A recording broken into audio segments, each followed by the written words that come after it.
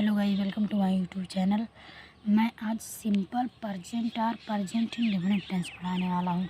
Simple present और present indefinite tense, जिसे हिंदी में साधारण या अनिश्चित वर्तमान काल कहते हैं।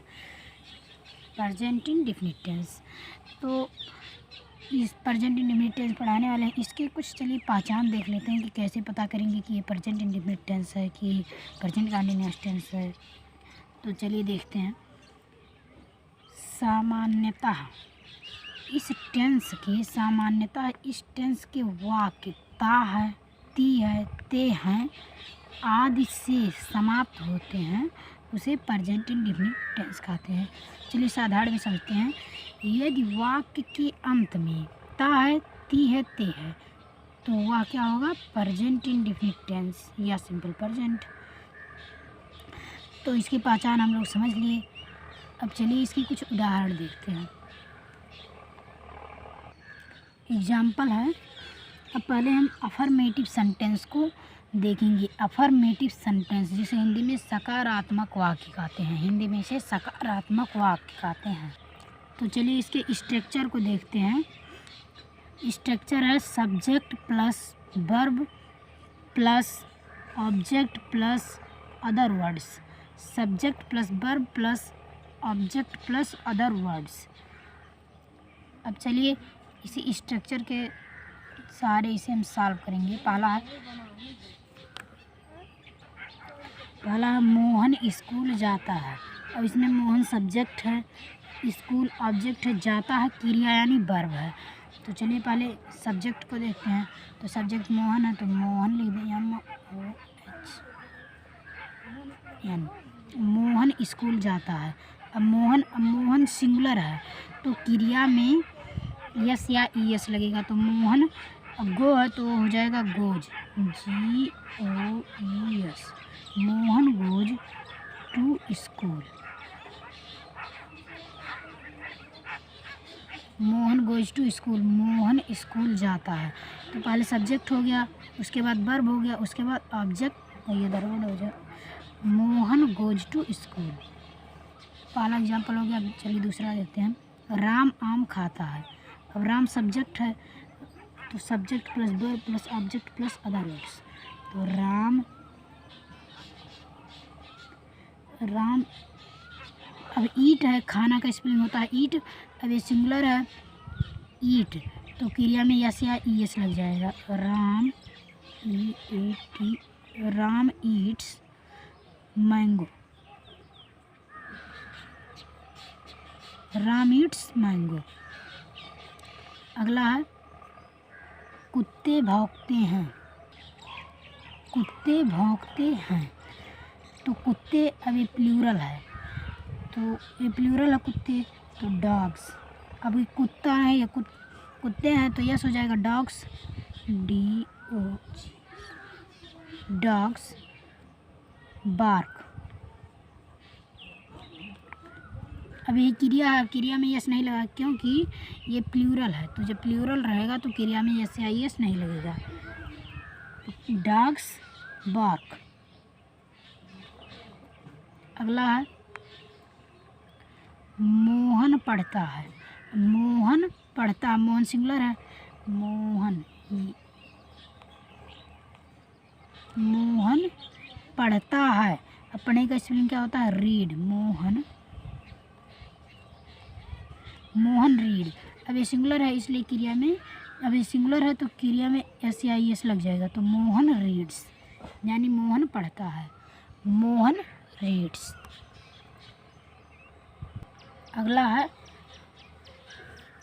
अगला निगेटिव सेंटेंस है। निगेटिव सेंटेंस, अफर्मेटिव सेंटेंस हो चुका, अब इस बार निगेटिव सेंटेंस।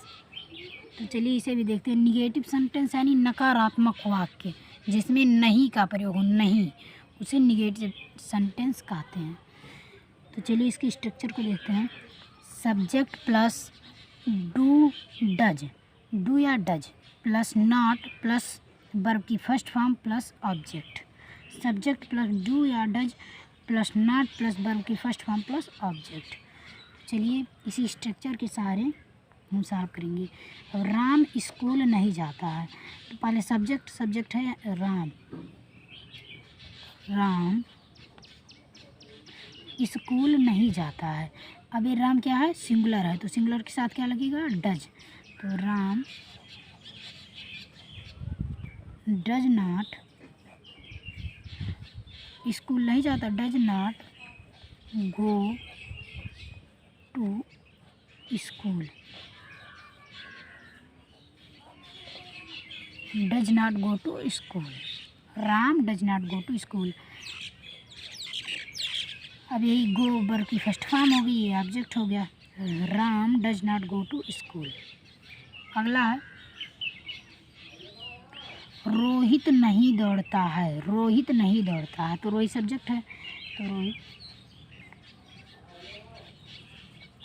रोहित नहीं दौड़ता है। अब ये सिंगुलर है, तो सिंगुलर के साथ does not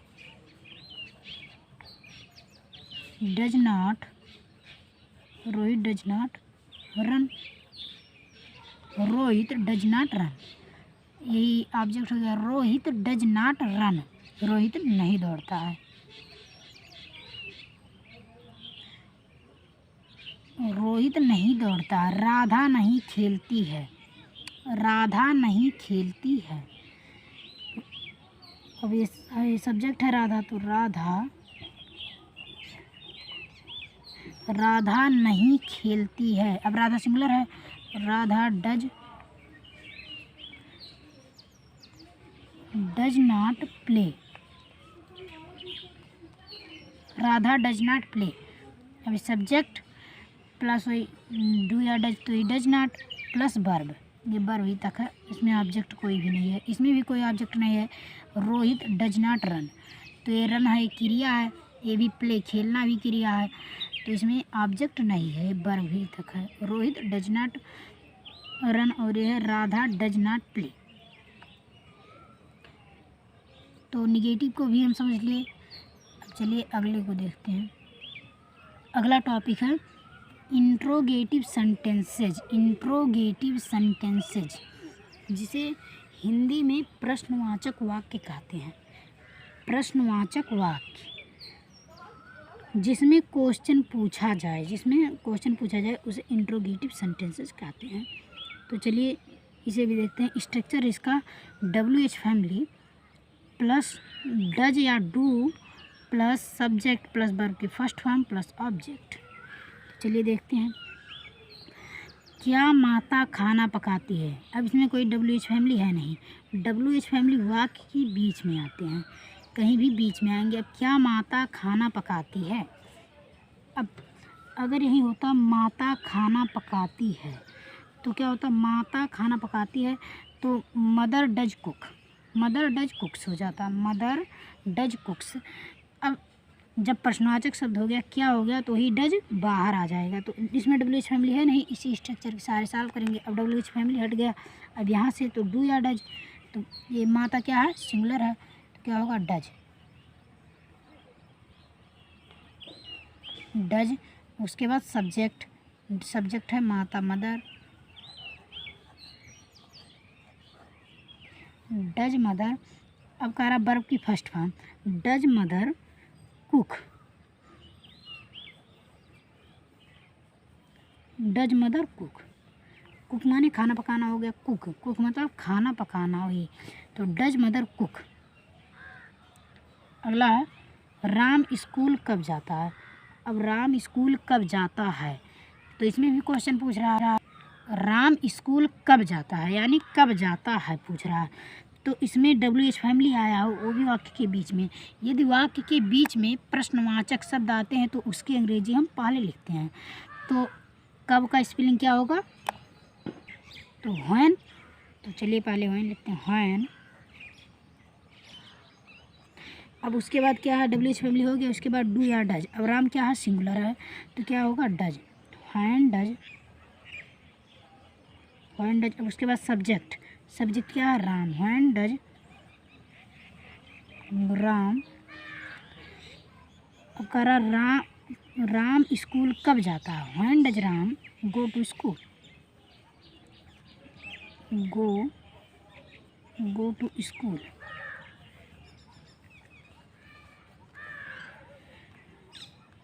when does Ram go to school. अब गो हो गया वर्ब की first form, to school object हो गया। When does Ram go to school. अगला है क्या राम आम खाता है। क्या राम आम खाता है। यदि यहाँ क्या ना होता तो राम आम खाता है तो राम ईट्स मैंगो। अब ईट्स मैंगो, अब इसकी सहायक क्रिया है। जैसे यहाँ होता माता खाना पकाती है, तो माता अगर क्या ना होता तो माता खाना पकाती है तो मदर कुक्स हो जाता, मदर कुक्स। अब उसी का हम वो बनाते, अगर हम उसी का निगेटिव बनाएं तो मदर डज नॉट, डज आ गया, does not cook, mother does not cook.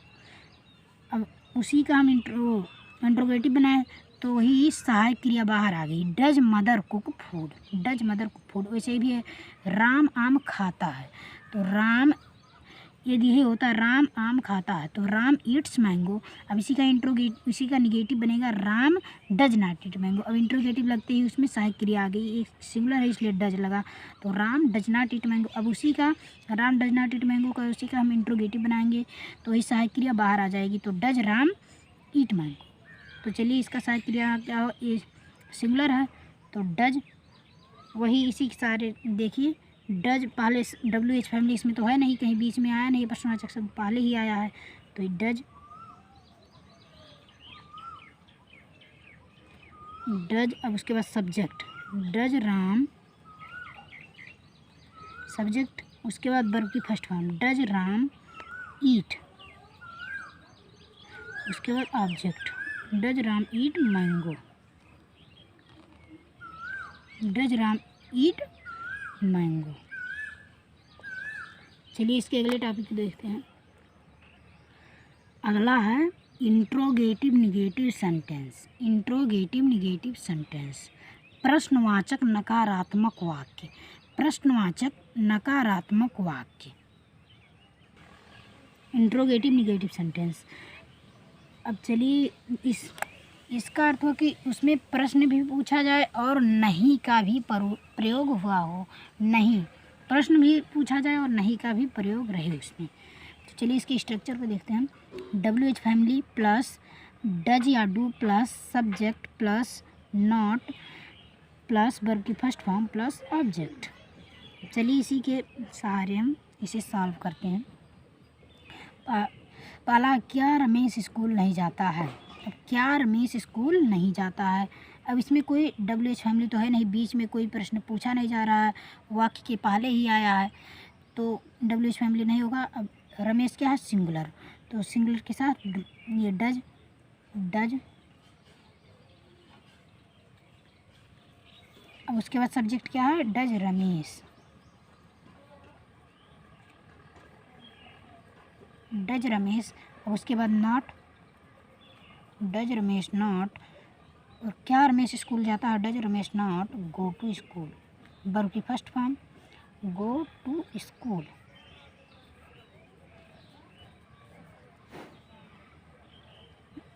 प्रश्नवाचक है तो यहाँ प्रश्नवाचक का चिन्ह लगेगा, क्वेश्चन मार्क। क्या राम आम नहीं खाता है, क्या राम आम नहीं खाता है। अब इसमें भी पहले वाक्य के पहले ही प्रश्नवाचक शब्द वो आया है, क्वेश्चन पूछा जा रहा है क्या राम आम नहीं खाता, तो WH फैमिली इसमें कोई बीच में आया ही नहीं है, तो क्या राम आम खाता, तो ये राम क्या है, सिंगुलर, तो does, does Ram not eat mango.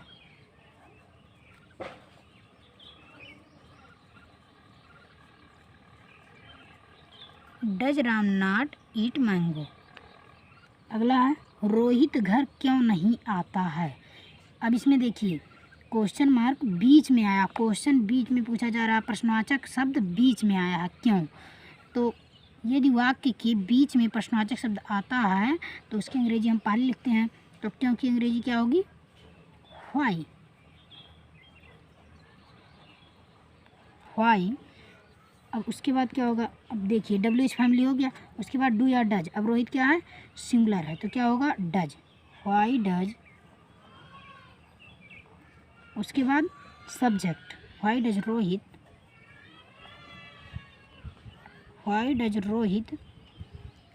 उसके बाद सब्जेक्ट के बाद not, why does Rohit not come, अब वर्ब की फर्स्ट फॉर्म तो कम,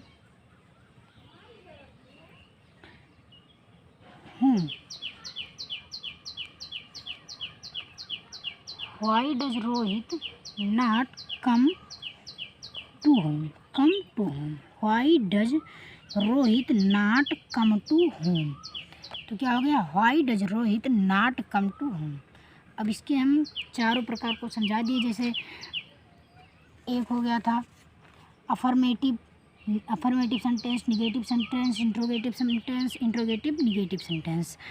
तो ये हो गया प्रेजेंट इंडेफिनिट या सिंपल प्रेजेंट टेंस, इसी पे समाप्त होता है। अब इसका अगला टॉपिक रहेगा प्रेजेंट कंटिन्यूअस।